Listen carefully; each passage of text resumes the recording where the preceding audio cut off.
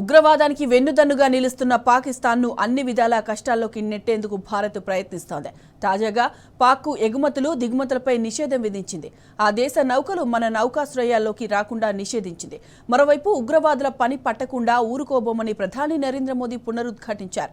యుద్ధానికి తాము సిద్ధంగా ఉన్నామని భారత నేవీ ప్రకటించింది. అయితే పాక్ మాత్రం భారత్పై ఇంకా అక్కసు వెళ్లగక్కుతోంది.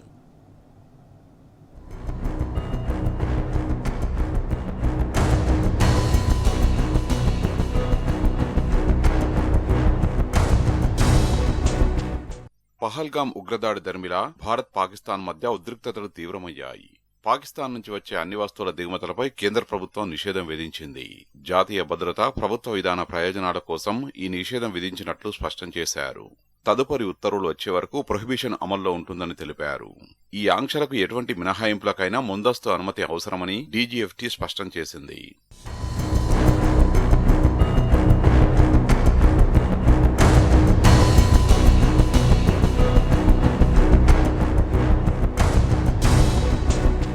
పాకిస్తాన్ నుంచి భారత్ ప్రధానంగా దిగుమతి చేసుకునే వస్తువులలో రాగి పాత్రలు, పండ్లు, డ్రై ఫ్రూట్స్, పత్తి, ఉప్పు, సల్ఫర్, రంగురాళ్లు, సేంద్రియ రసాయనాలు, ఖనిజ ఇంధనాలు, ప్లాస్టిక్ ఉత్పత్తులు, ఉన్ని, గాజు వస్తువులు, ముడి చర్మాలు, చర్మం మొదలైనవి ఉన్నాయి. అలాగే పాకిస్తాన్కు భారత్ చేసే ఎగుమతుల్లో కూడా గణనీయమైన తగ్గుదల ఉంది.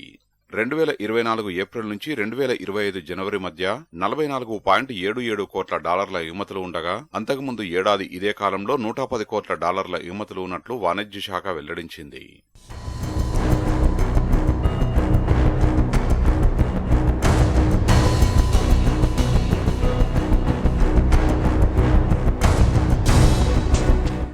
పాక్ నుంచి గగనతల, ఉపరితల మార్గాల్లో వచ్చే అన్ని రకాల పార్సిళ్లు, మెయిల్ ఎక్స్చేంజిని భారత్ నిలిపివేసింది.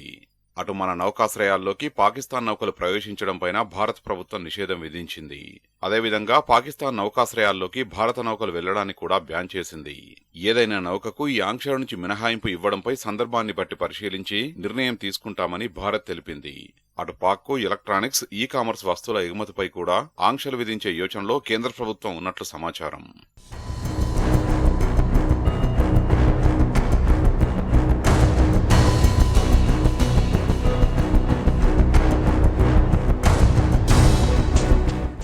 భారత వ్యవస్థలు, సిబ్బంది యుద్ధానికి సిద్ధంగా ఉన్నట్లు నౌకాదళం ప్రకటించింది.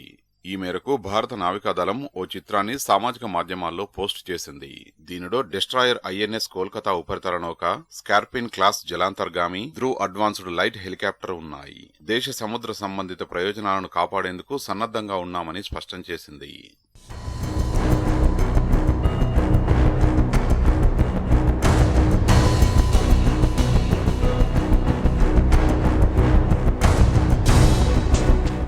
పహల్గామ్ ఉగ్రదాడికి పాకిస్తాన్ కేంద్రంగా కుట్ర జరిగినట్టు నేషనల్ ఇన్వెస్టిగేషన్ ఏజెన్సీ నిర్ధారించింది. ఉగ్రదాడిలో ఎస్ఐటి, ఐఎస్ఐ, పాకిస్తాన్ ఆర్మీల ప్రత్యక్ష పాత్ర ఉన్నట్టు స్పష్టం చేసింది. దాడికి ముందే ఉగ్రవాదులు మారణాయుధాలను బేతాబ్ లోయలో దాచి ఉంచారని, ఈ దాడికి స్థానిక ఓవర్ గ్రౌండ్ వర్కర్స్ సహకారం అందించారని తేల్చింది. ఈ మేరకు ఎన్ఐఏ నివేదికను త్వరలోనే హోంశాఖకు సమర్పించనున్నట్టు తెలిసింది.